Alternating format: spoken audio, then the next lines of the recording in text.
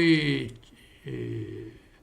전자 컴퓨터를 통해서 개표를 조작하는 그런 사건이 2002년부터 시작했다는 것이 있었습니다. 저도 옛날 한상천 중앙선관위원회 노조위원장으로부터 그 말씀을 들었는데 제가 그냥 적당히 들었죠. 심각하게 듣지를 않았는데 그때 그것을 만든 사람이 관우정보 주식회사 유재화라는 사장이었습니다. 그 양반이 2017년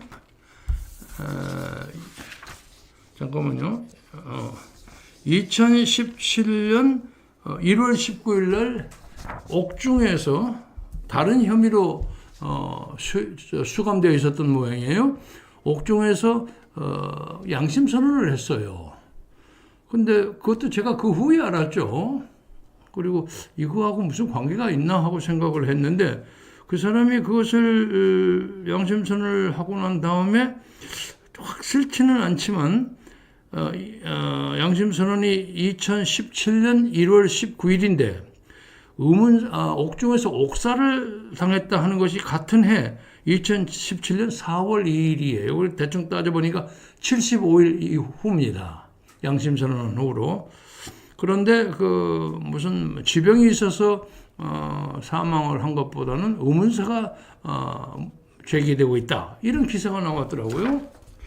그래서 이 사람이 부동산 건물에 대해서 뭘 폭로한다고 하니까 관계되는 사람들이 어떻게 없애버리지 않았나 하는 의혹이 있는 것이 사실입니다. 그래서 제가 오늘 아침에도 한성천 중앙선관위원회 지부장에게 그걸 물었어요. 전화를 몇 차례 해갖고 연락이 돼가지고 자기도 그걸 나중에 들었다는 거예요. 그리고 언제 세상을 떠났는지 확실치 않다. 근데 현재까지의 정보 분석에 의하면 양심선언을 한 후 75일 후인 같은 해 4월 2일 날 세상을 떠난 걸로 그렇게 됐습니다. 이것이 정몽원 목사의 그 제기가 맞는 것 같아요. 그리고 한국에서의 부정선거의 그 뿌리가 2002년부터 시작됐다.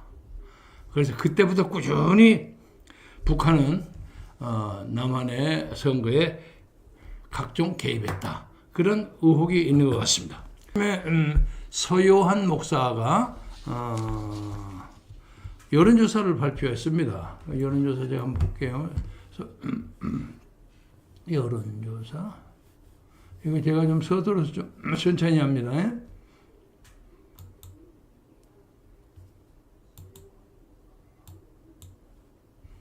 이거 잘 안 되네.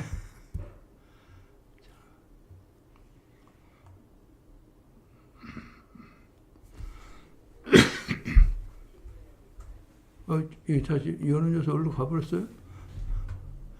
처음 하다니까 오늘 아침에 서요한 목사의 리서치에서 발표한 겁니다. 윤석열 지지는 견고합니다. 지난번에 지난주하고도 큰 차이는 없습니다만은 지금 오늘 어제 사이에 나온 것이 여론조사의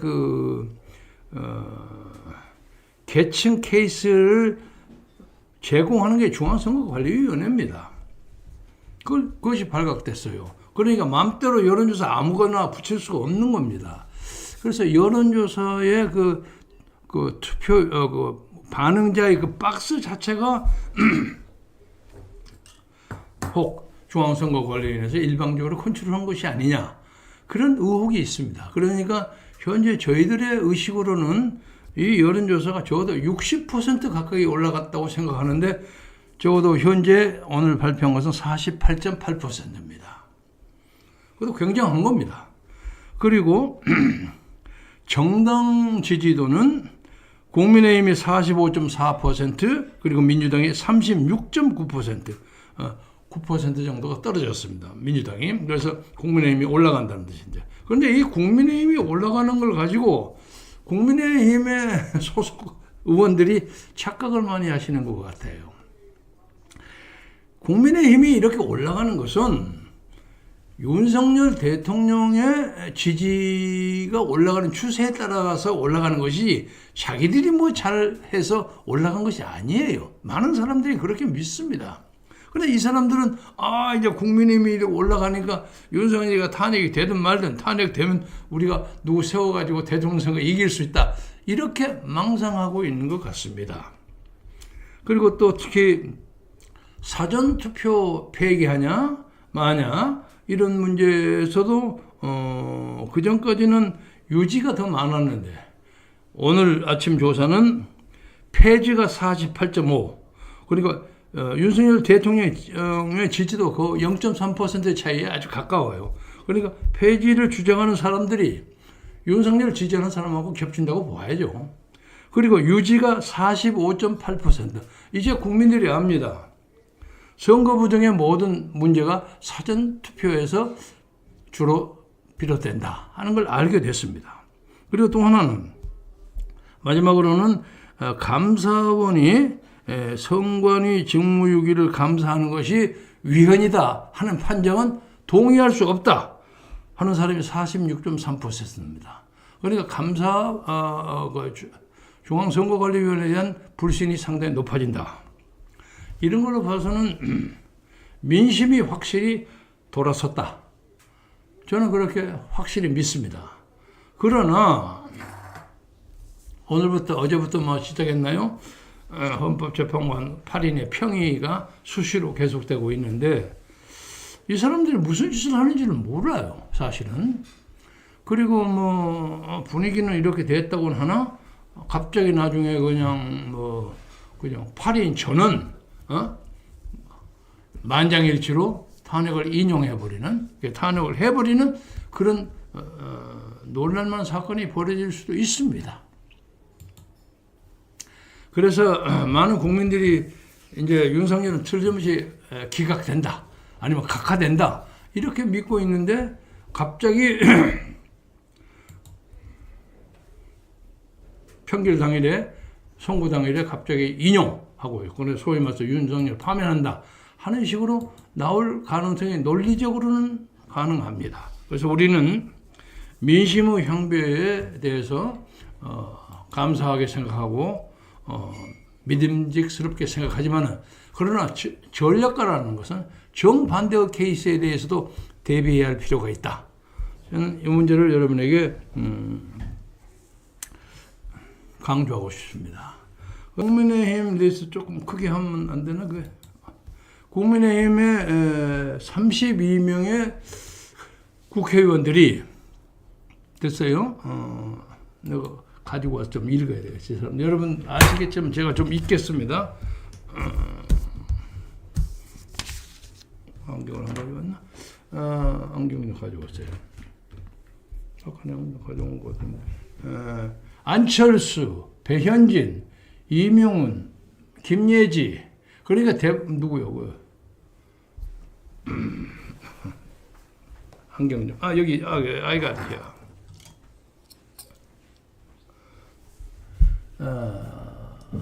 우재준, 한지아, 정성국, 이양수, 김태호, 김도우, 조경태, 최보은, 김재섭, 강명구, 권성동, 권영세, 김건, 김상우, 김상훈, 김소희, 김용태, 김형동, 박정화, 서범수, 서지영, 유영아, 안상훈, 신동욱, 이성권, 진종호, 최윤석, 박영수. 이 32명은 명목상으로도 대통령 탄핵에서 기각 혹은 각하해 주십시오 하는 탄원에 이름 올리기도 거부했어요. 근데 대부분 이게 한동훈파가 많습니다. 한지아니 김예진이 다 그런 사람들이고, 그리고 유명한 역전의 용사 권성동, 누구요? 권성동하고 권영세, 이 양권은 옛날부터 그런 사람들이었으니까 의뢰 그러리라고 생각합니다. 그러니까 자기의 정치적 운명에 참 극과 극에서 왔다 갔다 하고 지금 감옥소에 있는 윤석열 대통령이 이걸 보면서 어떻게 생각하겠습니까? 세상에 믿을 수 없는 자들 아닙니까? 아니 빈말로라도 대통령 좀 기각되게 해주십시오 한데 사인하는 것까지도 거부하는 사람들이에요. 이런 자들을 믿고 어떻게 정치를 지금까지 끌고 왔는지 신통할 지경입니다. 그래서 많은 사람들이 국민의힘 자체를 많이 부인합니다. 그러나 다 부인해서는 안 됩니다. 적어도 108명 중에서 32명 빼도 아직도 76명이 남아있지 않습니까? 그리고 그 중에서는 열심히 노력하는 사람도 많이 있습니다. 노력하는 사람들이 많이 있기도 합니다만은 제가 개인적으로 서운하게 생각하는 것은 김상욱 의원이든가 농성 단식 농성 한 사람을 제외하고는요. 아니 대통령의 운명이 경각이 달려 있는데 그 전체로 한 3, 40명 국회 농성 뭐 저녁에 친구 펴고 자는 거 그리고 경위에 끌려나가는 거 이런 거 하나도 없어. 옛날에 그런 거 많이 있잖아요. 노무현 탄핵 때는 그 열린우리당 애들이 그 누워가고 끌려가고 아우성 치고 그냥 고함 지르고 그런 게 있지 않았어요. 국민들이 보기엔 참 애잔하다. 이게 너무한다. 느끼게 했는데 이 민주당, 국민의힘 패거리들은 그걸 전혀 안 하는 거예요. 32명은 이름도 안 넣는 거예요. 그래서 많은 사람들이 국민의힘 저거 가지고 안 된다. 윤 대통령이 나오신다면 저 다 쫓아내고 새로 정당 만들어야 한다. 그런 메시지가 아주 많습니다.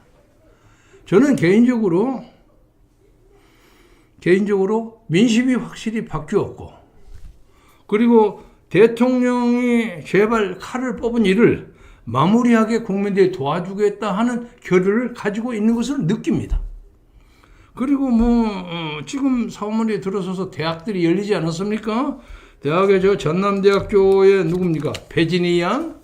요새 전라도에서 전라도의 잔데크라고 칭찬을 받는 사람, 그리고 연세대학교 김세비 양, 이런 사람들이 용감하게 나와서 자기 발언하지 않습니까? 앞으로는 이번 토요일을 지내서 그 다음 일주일 사이에 판가름이 납니다. 판가름이 나는데 이 판가름을 내기 위해서는 이제 믿을 것이 대한민국 국민밖에 없습니다. 제가 지난번 광화문에서도 그 말씀 드렸습니다만 지난번 토요일 날은 500만, 550만, 600만 하는 여러 가지 증거가 있지만 그 문제에 대해서 더불어민주당과 경찰 쪽에서 반박하는 말이 한 마디도 없어. 자기들은 알거든. 아무튼 대한민국 조선민족 건국이래. 최초. 아마도 세계에서도 그럴 거예요. 전 세계에서 무슨 정치적 이슈 해갖고 500만, 400만 사람들이 모였다는 얘기는 들어본 적이 없어요. 이게 기네스북에 나올 얘기야. 그러니까 이 사람들이 겁이 왈칵 났어요. 그래서 지금 헌법재판관 8명들도 간이 2군반, 3군반 할 겁니다. 우리는 그 중에서 적어도 3명 내지 4명은 양심적인 사람들이라고 생각합니다. 3명은 확실하고 그중 하나가 좀 왔다 갔다 한다는 말이 있어요. 왔다 갔다 한다고 할지라도 8명이 하면 5대 3이 되니까 탄핵 인용이 안 됩니다. 윤석열 석방입니다. 그런데 이제 문영배와 이재명 소위 컴비들은 그것도 난 둘이가 컴비라고 생각해요. 컴비는 이거 하나 집어넣어서 누구야 그 노은혁인가 최근에 후보생 임명을 해라. 마은혁이 이름이 하도 많아서 잘 외지도 못하겠습니다. 마은혁이 집어넣을까 말까 하는데 이게 또 문제가 뭐가 있냐. 흥미스러운 것은 그 사람이 바로 와서 그냥 투표를 할 수 있는 게 아니에요. 왜냐하면 심의에 전혀 참여를 안 했기 때문에 명목상으로도 심의에 참여하기 위해서 재판을 좀 몇 번 연기해야 돼. 그러다 그 동안에 또 시간이 지나가서 3월 중순이나 하순에 하겠다는 게 4월, 5월로 넘어갈 가능성이 있어. 그 동안에 잘못하면 이재명이 유죄 판결이 나와버릴 수가 있어요. 그러니까 빼르박도 못한 거야. 속담 말로. 지금 그러고 있는 것 같아요. 그래서 그것은 위험하기 때문에 지금 지금 판도를 가지고 아마 그 지금 주임 재판관을 비롯한 몇 사람 있죠? 그 이름은 드리지 않겠습니다. 그 사람들은 엄청난 압박과 회유와 협박과 별의별 것이 다 진행되리라고 봅니다. 그들도 그런 것을 많이 겪으면서 이것이 내 개인과 우리 가족과 이 나라에 어떤 영향을 미치리라 하는 것을 쉼없이 밤낮으로 연구할 겁니다. 정말 가슴이 두근반 세근반 할 겁니다. 그래서 아까 나경원 의원의 얘기처럼 완전히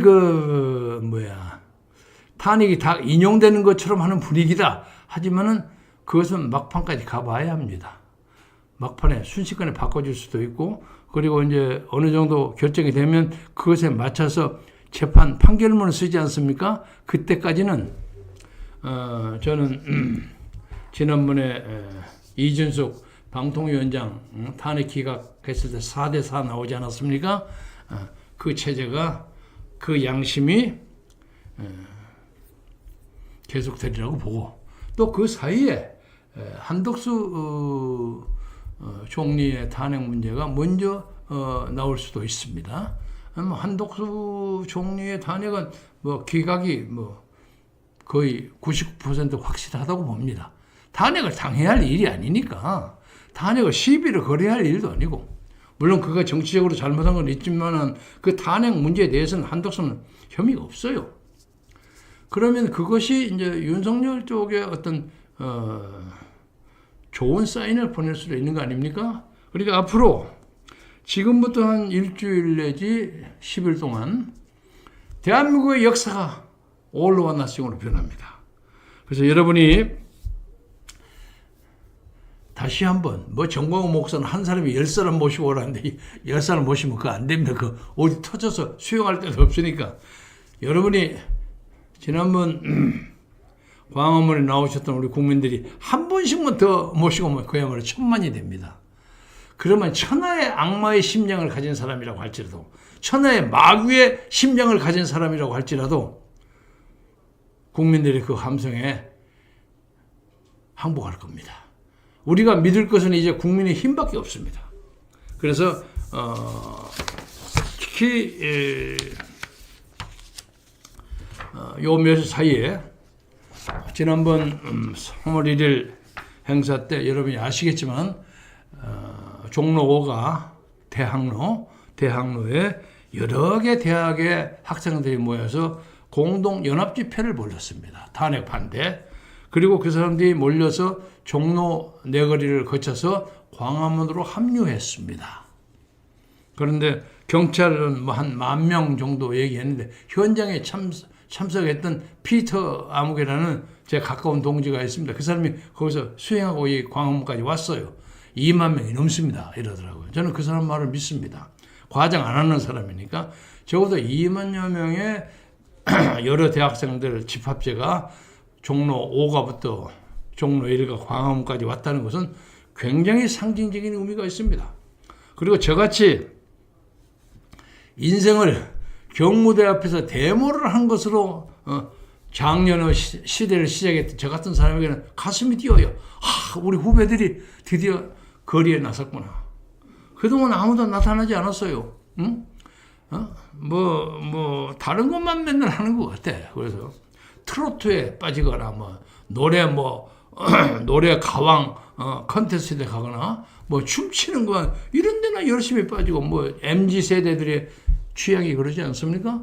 그래서 참 이해는 하면서도 절망했어요. 근데 드디어 우리 새끼들이 나오는구나.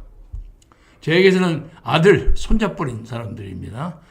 그래도 그 나라는 그놈들이 끌고 가야 책임져야 할 나라예요. 우리 같은 사람은 좀 적당히 잘 되기를 바라고 그냥 적당히 80에 누가 부르면 이제 간다 전에는 노래 있죠. 그래서 얼마 있으면 이제 하지 갈 사람들이야. 그런데 쥐들이 해야 할 대한민국을 이렇게 적당히 가면 안 되지. 그래서 나섰는데 참 고마워요. 고마워서 제가 오늘은 말씀을 좀 줄이고 저도 좀 동지들하고 함께 전략 회의를 좀 해야 되겠어요.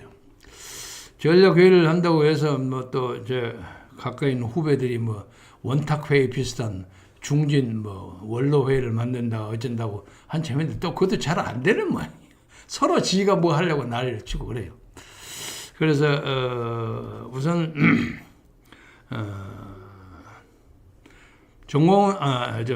윤석열 대통령의 메시지를 제가 동영상을 빌려와서 여기서 한번 돌리겠고, 그 다음에 최근에 지난번 여의도 집회에서는 잠깐 소개된 걸로 합니다만은 전남대학교 음악교육과 출신인 배진희 양이 아주 놀랄만한 연설을 오늘 제가 처음 들었어요.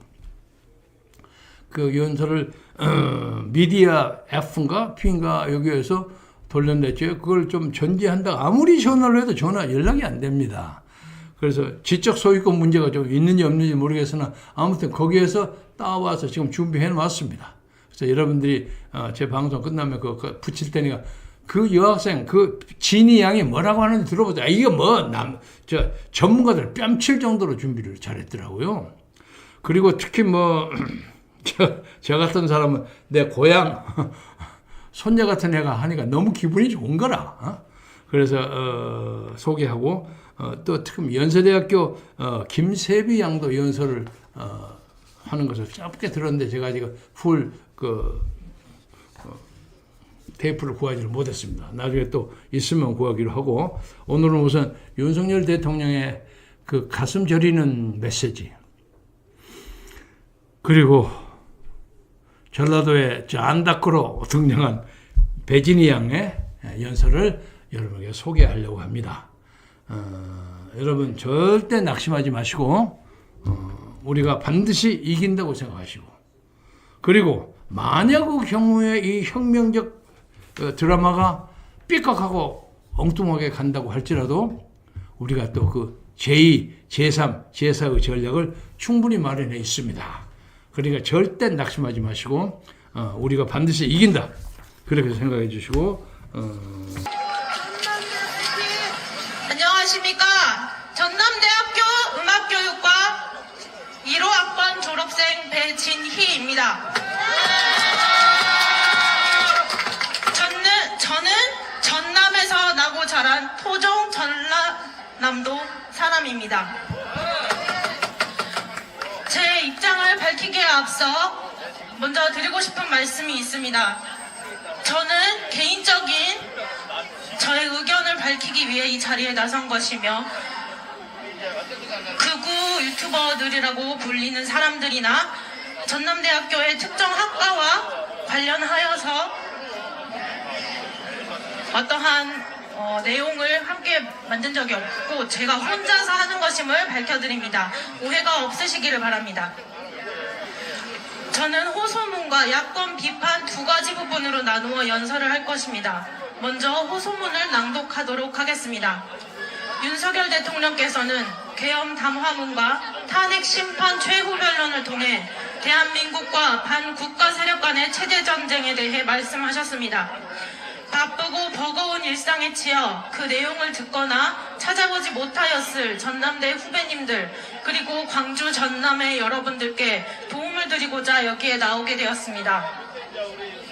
우리 대한민국은 건국 이래 북한을 주적으로 두고 있습니다. 북한은 공산주의 체제의 독재 국가로서 자유민주주의 체제와 철저하게 반대되는 체제를 따르고 있습니다. 6.25 전쟁 이후로도 북한은 다양한 대남 도발 행위를 저질러 왔고 대한민국의 군인, 국민의 목숨을 앗아갔습니다. 눈에 보이는 도발 이외에도 보이지 않는 곳에서 간첩 활동을 통해 대한민국을 적화 통일하고자 하는 노력을 지속해온 것을 알고 있습니다. 그럼에도 우리가 북한을 두려워하며 살지는 않았습니다. 대한민국은 그들이 도발한 것을 배로 되갚아줄 수 있는 군사력을 갖추었고 뛰어난 안보로 간첩들이 활동하지 못할 것이라고 믿어왔기 때문입니다. 또한 강대국 미국과의 군사동맹을 통해 자유민주주의 체제가 수호받고 있었기 때문입니다. 그런데 자부심과 믿음을 가지고 살아왔던 대한민국이 점차 병들어가고 있다는 것이 느껴졌습니다. 민주주의의 폐단 중 하나는 바로 중우정치라고 합니다. 중우정치란 모두가 동등한 권리와 한 표를 행사할 수 있는 민주주의가 변질되어서 선동된 대중에 의해 좌지우지되는 정치를 말합니다. 광우병 사태를 기억하십니까? 수많은 시민이 언론에 선동되어 이명박 전 대통령에 대해 비난하고 미국산 소고기가 수입되면 큰일이라도 날 것처럼 촛불을 들고 시위에 참여했습니다. 이는 언론의 악의적 보도에 의한 대국민 선동이었습니다. 그리고 그 다음 정권인 박근혜 정권은 언론에 의해 더 비참하게 끝이 났습니다. 언론의 주도로 세월호 사고가 자연스럽게 박근혜 대통령의 탄핵으로 이어졌고 그 과정에서 수많은 사람들이 촛불을 들고 거리로 나오게 됩니다. 분명한 것은 국민에게 촛불을 쥐어준 가장 큰 공이 언론에게 있다는 것입니다. 윤석열 대통령은 임기 초부터 야당의 강한 반발을 받아왔고 야당은 영부인에 대한 여러 논란을 만들며 특검을 요구했습니다. 이태원 참사가 있고 나서는 정말로 위태로워 보였습니다. 이태원 참사에 대한 대통령의 사과와 진상 규명을 요구하며 퇴진을 요구하는 시위가 이어졌습니다. 여전히 또 촛불을 들고 나왔고 그렇게 또 보수 정권은 촛불에 의해 무너질 것처럼 보였습니다. 다시 한번 말하고 싶습니다. 이 과정에서 대통령 퇴진 시위에 참여하도록 여러분을 부추긴 것이 누구입니까?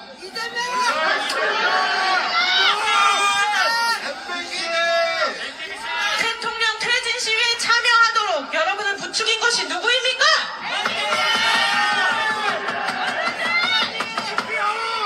맞습니다.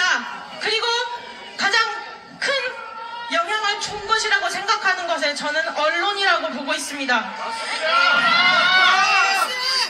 우리가 얻는 정보는 바로 언론으로부터 옵니다. 그러니 언론이 편파적이라면 민주주의는 중우정치가 될 수밖에 없습니다. 이태원 참사가 지나고 2024년 12월 3일 윤석열 대통령은 계엄령을 선포합니다. 대통령은 피를 토하는 심정으로 국민에게 호소한다고 밝히시고 반국가 세력의 척결을 주장하셨습니다. 제가 가장 안타까운 것은 정치에 관심 없이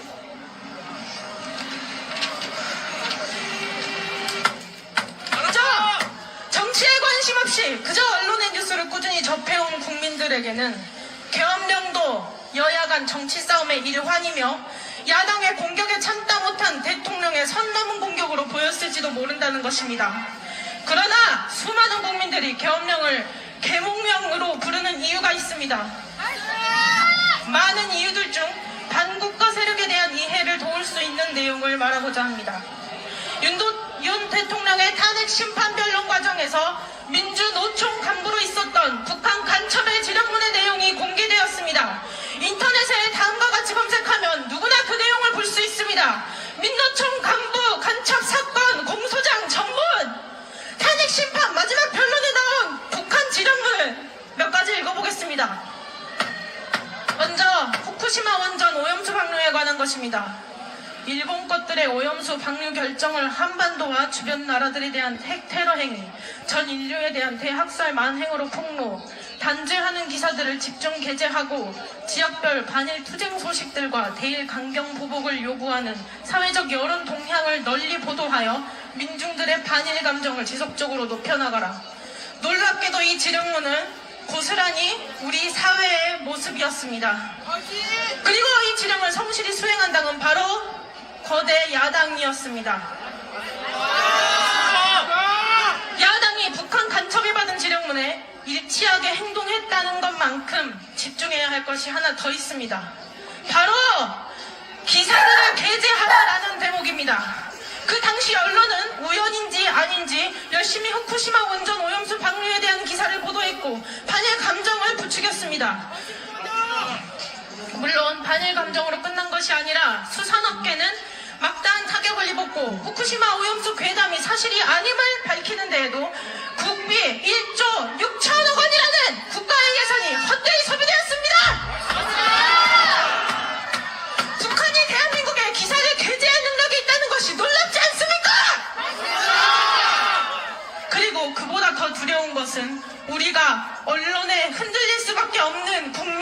것입니다. 다음입니다. 윤석열 놈과 일가 족속, 측근들의 정치 추문을 집요하게 몰고 늘어지면서 적처벌을 요구하는 압박 공세를 지속적으로 강화하여 윤석열 탄핵 투쟁의 불씨를 지펴 올려라. 왜인지는 몰라도 이번에도 역시 야당 세력은 지령문과 동일한 행보를 보였습니다. 이 지령문도 그저 간첩의 지령이 닿았을 수도 있는 시민단체, 노조단체에서만 행한 행동이 아니라 거대 야당과 언론이 함께한 행보입니다. 그리고 그 언론을 듣는 것은 우리 국민입니다. 다음입니다. 영업 일부를 진보당의 확고한 지지 세력으로 만들기 위한 사업에 주되는 관심을 들이며 영업 일부가 핵심적으로 참가하는 전국 민중행동에서도 진보당과의 정책 협약, 정책 연대를 맺고 공동투쟁, 연대 활동을 다각도로 벌여 진보당의 사회적 주의를 부단히 높여가는데 이바지하라. 영업 일부가 무엇인지는 모르겠으나 진보당은 우리가 많이 봐온 당입니다. 광주의 통행량이 많은 거리면 10중 8구 윤석열 대통령을 비난하는 정치적 선동 문구로 플래카드를 걸어놓는 당이죠. 그리고 이 당이 북한에서 공식적으로 밀어주는 당이라고 말하고 있습니다. 또한 전국 민중 행동에 대해 찾아보면 노동자의 권익을 보호하는 것을 넘어 반미 공산주의를 추구하는 단체임을 알 수 있습니다. 대한민국이 아무리 다양성을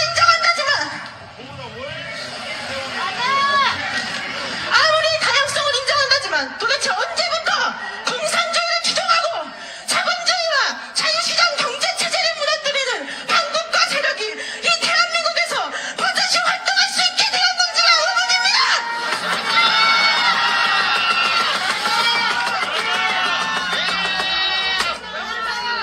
끝으로 하나만 더 소개하고자 합니다. 11월 12일 비가 오는 속에서도 이태원 참사 희생자 추모 시민 촛불 집회를 개최하여 땡땡땡 퇴진 함성이 서울 시내를 뒤흔들어 놓은 것과 같이 땡땡땡 년의 탄핵을 이끌어낸 2014년의 세월호 참사 진상규명 투쟁을 연상시키는 대중적인 항의 행동들이 연이어 벌어지는 한편 야당들이 정부 책임론을 최대로 부각시키면서 땡땡땡 패거리들을 집중 공격하고 있으며 심지어 보수 지지층 내에서조차 이번 참사의 책임을 회피하려는 당국 것들에 대한 불만의 목소리가 높아지고 있습니다. 땡땡땡에는 대통령님들의 성함을 넣으시면 이해가 빠를 것 같습니다. 이걸 잊고 있는 저조차도 이것이 음모론이길 바랄 뿐입니다. 그런데 어떡합니까? 이것이 법정에서 밝혀진 북한과 간첩이 나눈 지령문이라는 사실입니다. 도대체 우리가 추모한 시간들은 무엇입니까? 사람의 목숨을 정치적으로 활용하고자 하는 북한 간첩들에게 그들에게 동조하기 위해 촛불을 들고 애도했던 것입니까? 그래 맥락상 살펴보건대 어쩌면 세월호 참사를 정치적으로 활용한 것 또한 북한의 지령과 관계된 것일 수도 있습니다. 최근 4명의 대통령 가운데 3명의 보수 진영 대통령은 이렇게 수많은 구설수에 오르며 힘겹게 대통령 임기를 마치거나 탄핵될 위기에 처해 있습니다. 그러는 와중에 문재인 대통령은 북한을 주적이라고 발언할 수조차 없다 하고 북한의 국가 기밀이 담긴 USB를 건네고 헌법의 역사 교과서에서 자유민주주의의 자유를 없애려 하며 공산주의 독재체제인 한국이 중국몽에 함께할 것, 중국은 높은 산봉우리, 한국은 작은 나라와 같은 발언을 하는 등 국가관이 의심될 정도의 행보를 보여주었습니다.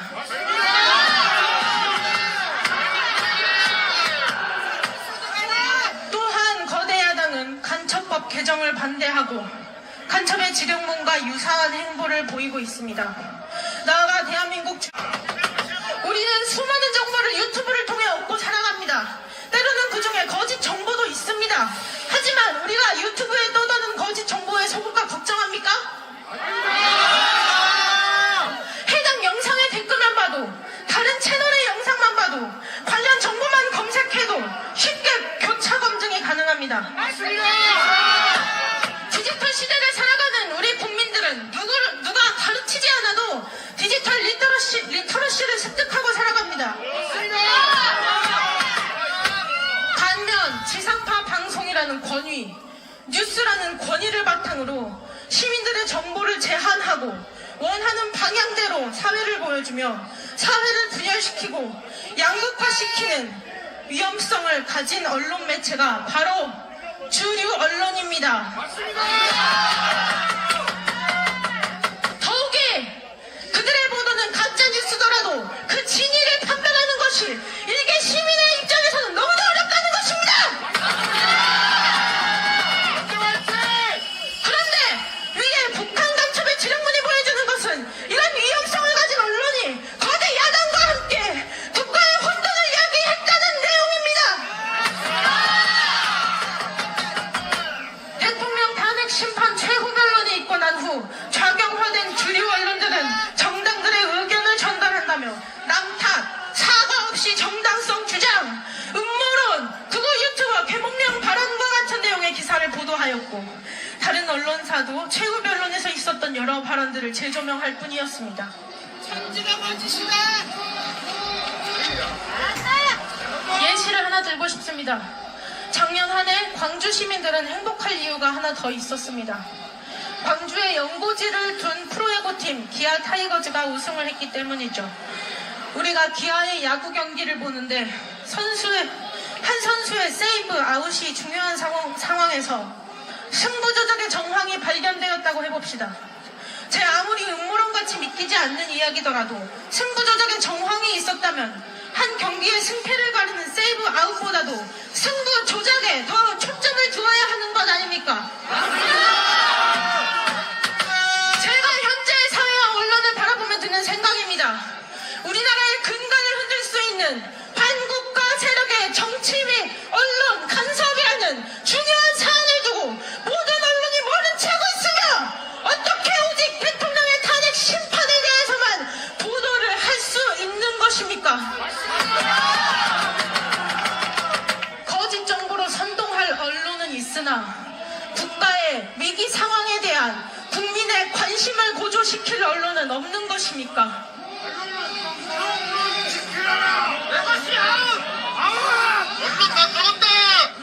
제가 좌나 우로 치우친 사람으로 보이십니까? 이 우파의 불모지 호남에서 제가 우파를 지지한다고 해서 무엇이 행복하며 저에게 어떤 개인적 이득이 있겠습니까?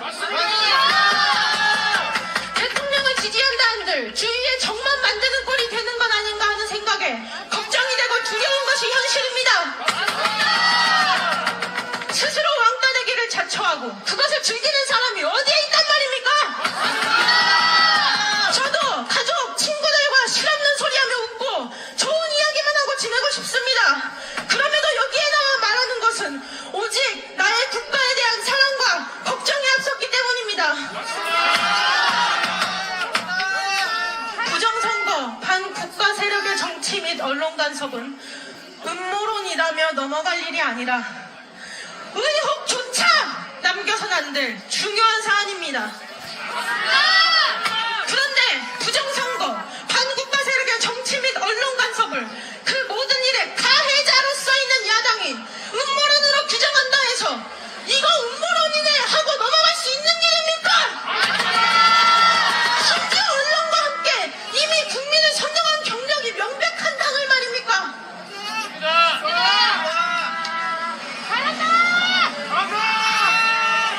윤석열 대통령의 탄핵은 반드시 기각되어야 합니다.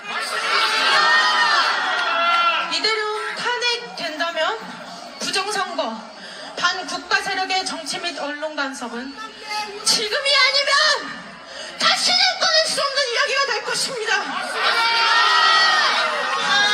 결코 음모론이 아니며 최근 있었던 C8에서 본 것처럼 미국의 정부와 트럼프 대통령도 공식적으로 인정한 내용입니다.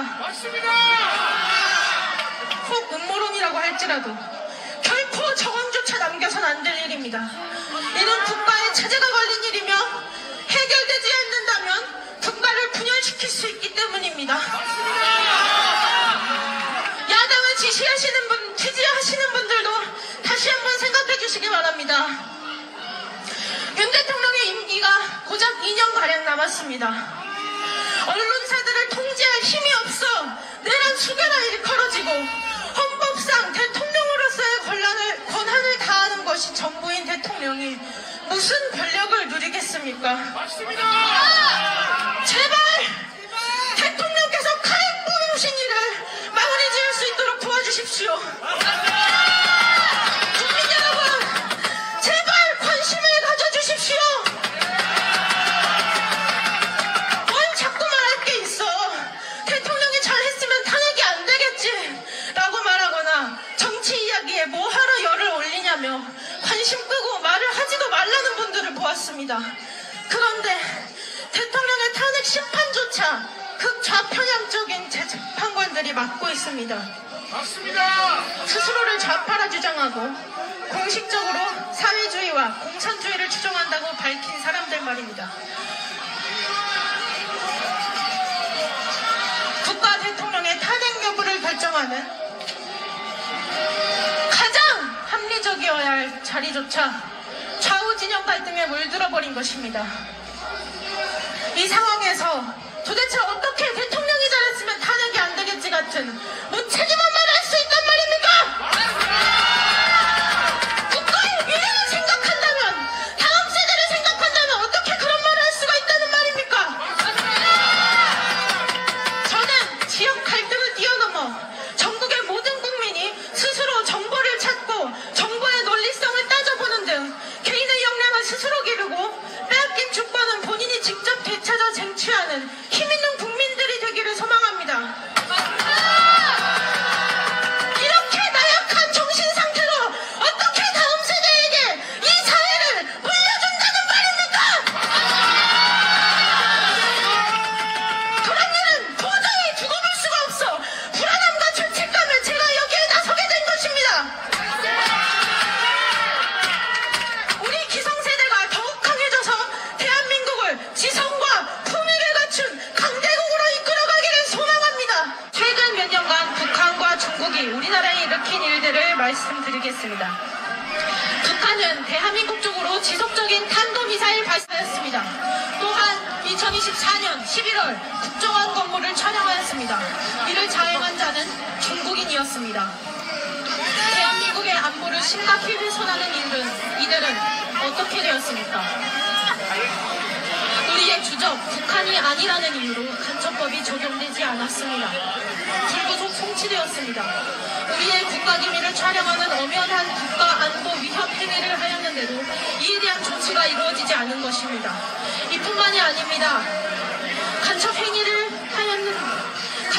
하는 자들이 여럿 있습니다. 중국의 국외 비밀경찰서로 밝혀진 서울 송파구의 중식당 주인, 비밀리에 국가의 중대한 첩보 임무를 수행하는 우리의 블랙요원 명단을 대량으로 중국에 유출한 정보사령부 공무원, 4조 3천억 원 상당의 첨단 기술을 중국으로 유출한 전 대기업 임원, 이들 역시 간첩법을 적용받지 않았고 각각 업무상 횡령, 국가기밀보호법 위반, 부정경제방지법 위반 혐의로 송치되었습니다.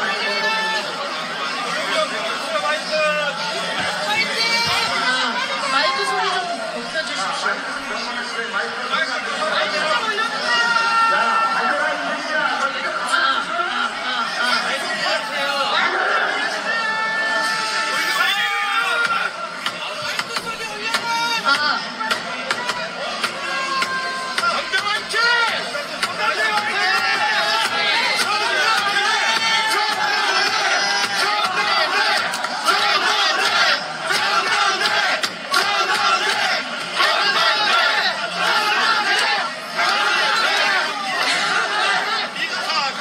형법 제98조에 따르면 간첩죄는 1. 적국을 위하여 간첩하거나 적국의 간첩을 방조한 자, 2. 군사상의 기밀을 적국에 누설한 자에 한하여 적용됩니다.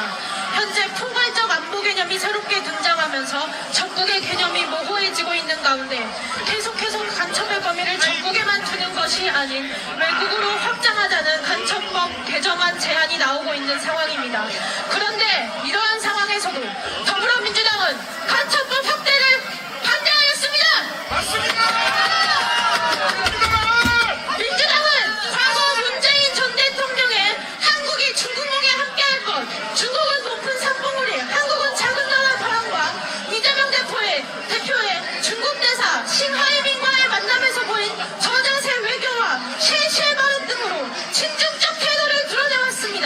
맞습니다.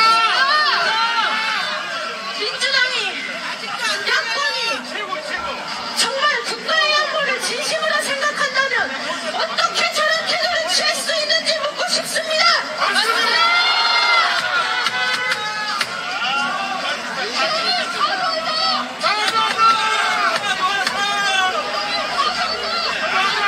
민주당은 차세대 기술로 주목받는 원자로 기술을 비롯한 원전 사업 관련 예산을 90% 가까이 대폭 상감하였고 그 2배가 넘는 금액을 신재생에너지 태양광 관련 산업 예산에 증액했습니다. 현재 태양광 패널 생산의 80%를 차지하는 국가는 하나만이 중국입니다.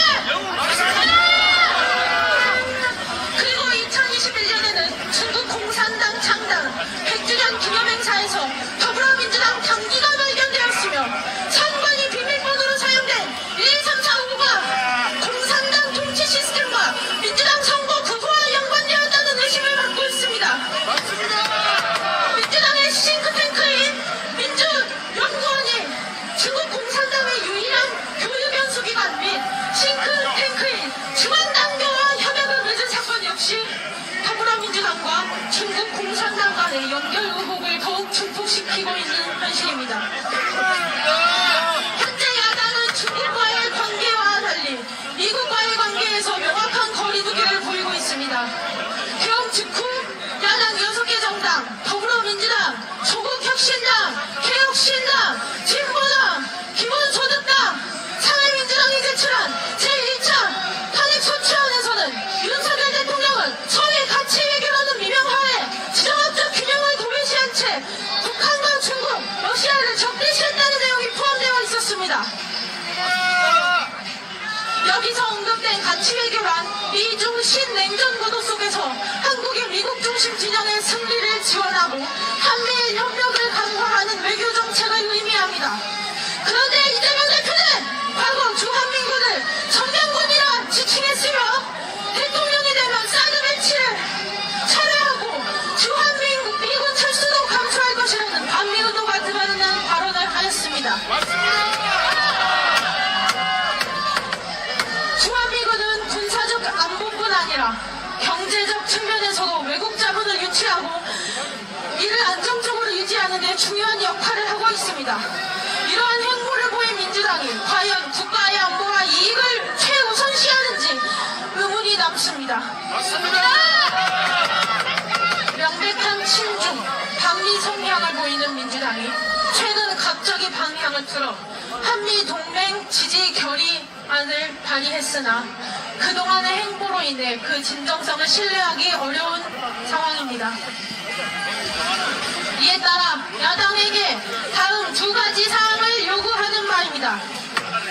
첫째, 야당은 간첩법 개정안을 국민의 뜻으로 수용하십시오.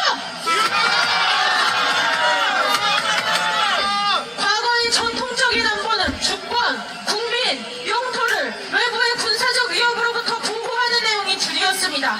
그러나 최근에는 AI 기술을 포함한 각종 과학기술이 발전하는 등 문명이 고도로 발전함에 따라 사회의 구조가 보다 복잡해졌습니다. 따라서 정치, 경제, 사회 등 다양한 방면으로 안보가 위협받고 있는 상황입니다. 대한민국의 기술과 경제의 발전을 위해 큰 책임을 지고 있는 대기업 및 첨단 과학기술 기업들이 산업 스파이로부터 성과를 도둑질당한다면 그 원통함은 어떻게 책임질 것입니까? 기업의 일원이 되겠다는 꿈을 가지고 청춘을 학문에 바친 2030 세대들의 삶은 무참히 짓밟혀도 되는 것입니까? 산업 스파이가 국내 기업 종사자들의 땀과 눈물이 들어간 결과물을 빼앗아갔는데도 아무런 처벌을 하지 않는 것은 있을 수 없는 일입니다. 산업 스파이가 활동하지 못하도록 간첩법 개정안을 만들어야 합니다. 간첩의 범위를 북한에만 두지 말고 외국으로 확장해야 합니다. 여러분, 우마우당을 아십니까? 인터넷에 검색해보면 중국 공산 중국 정부에 의해 고용된 인터넷 여론관리, 댓글 알바를 담당하는 인터넷 평론원 또는 여론조작용 로봇이라고 나옵니다. 쉽게 말해 중국의 국영 댓글 부대입니다. 인터넷상에서의 여론조작은 증거가 거의 남지 않기 때문에 중국 공산당이 선전도구로 애용하고 있으며 특히나 대한민국에서는 각종 인터넷 커뮤니티와 SNS에 상주하며 여론 선동을 하고 있습니다. 2017년 미국 하버드대 연구팀은 약 1,100만 명 규모로 추정되는 중국 관련 댓글 부대가 SNS에 올리는 댓글 수만 매년 5억 건에 달한다고 분석했습니다. 2024년에는 우마오당의 규모가 남성의 본연의 타고난 이성, 논리성과 자유수호에 대한 열정, 헌신하고자 하는 마음을 묶어버렸습니다. 미디어는 젊은 여성에게 남성 혐오, 남성 무시, 남성 비하, 여성 특권의식, 반지성주의, 사치, 허영을 붙이겠습니다. 만일 우리가 중국의 스파이라면, 여론 선동 임무를 하달받은 사람이라면, 심지어 하달된 역할을 수행하지 않으면 언제든 죽임을 당할지 모르는 공산주의 국가에 살고 있다면 무슨 짓이든 못하겠습니까?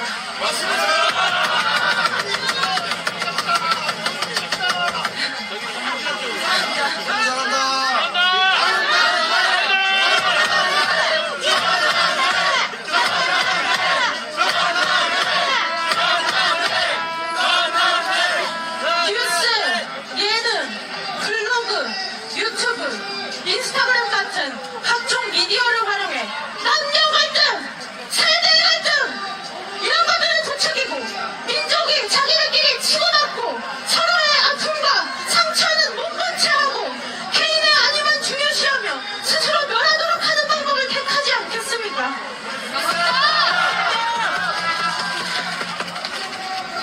미디어에서 우리 모두가 들어보았던 말들, 우리 국가와 국민의 자존감을 깎아내리고 가치를 폄하하는 말들, 누가 우리들을 가스라이팅했습니까?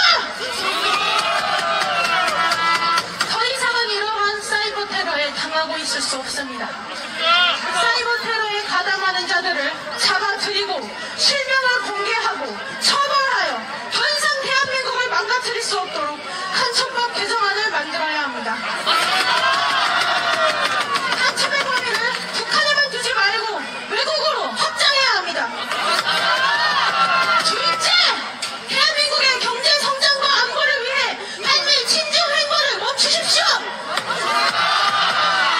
미국은 공식적으로 자유민주주의를 수호하는 나라이며 자유민주주의를 토대로 경제, 기술, 문화의 성장을 선도하는 나라입니다. 그러나 중국은 공식적으로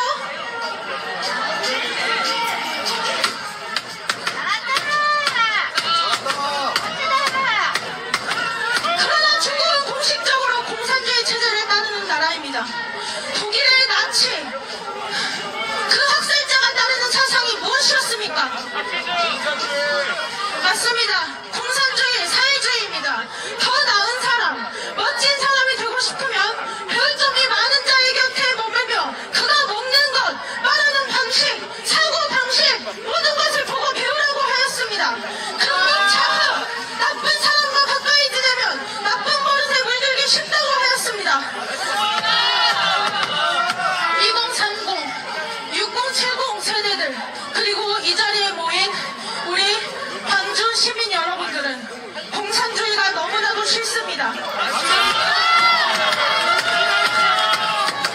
공산주의의 끝에는 명예의 실추, 파멸, 허무함이 기다리고 있습니다. 제발 이 나라를 살려주십시오. 퇴보하는 국가를 만들 것인지 진보하는 국가를 만들 것인지는 지금 우리들의 손에 달려 있습니다. 자유민주주의를 수호하는 우리 애국 시민들은 대한민국의 자유를 지키기 위해 목숨을 걸었습니다. 이 자유주의의 물결은 결코 잠재울 수 없을 것입니다. 되지 않는 사람들의 마음 깊숙이 파고들 때까지 계속 큰 목소리로 외칠 생각입니다.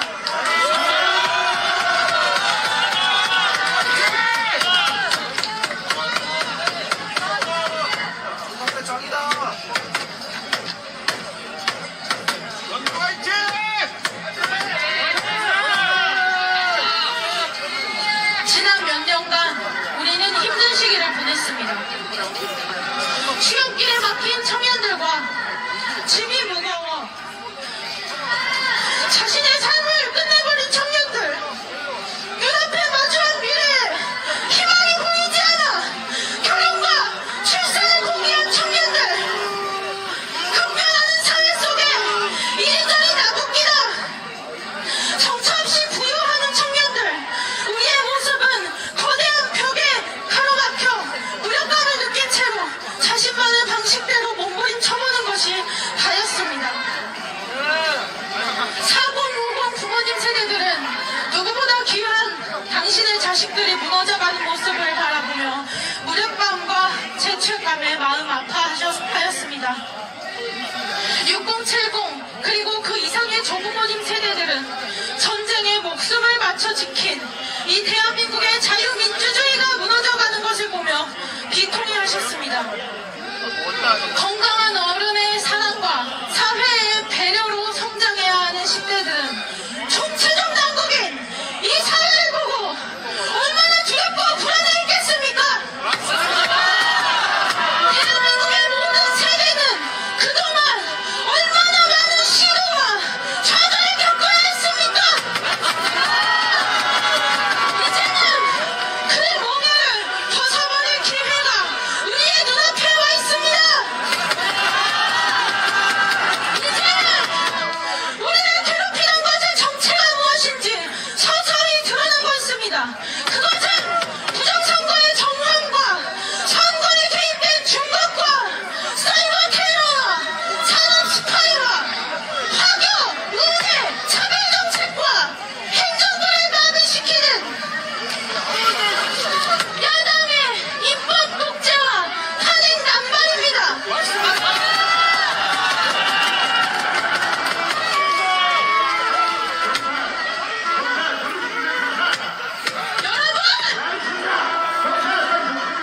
우리는 국민의 이름으로 국회에 명합니다. 간첩법을 개정하라! 한국의 친정 정책을 멈추라!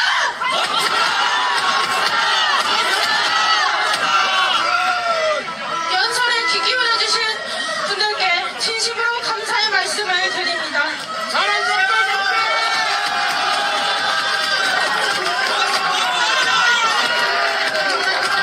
그리고 우리 사회가 겪고 있는 많은 문제, 근본적인 원인이 한국과 세력에 있다는 것을 대통령으로서 명예를 걸고 알려주신 윤석열 대통령님께 마음속 깊이 감사하다는 말씀을 드립니다. 국민 여러분께 진심으로 감사드립니다. 새로운 대한민국으로 도약하는 디딤돌이 될 수 있도록 최선을 다하겠습니다.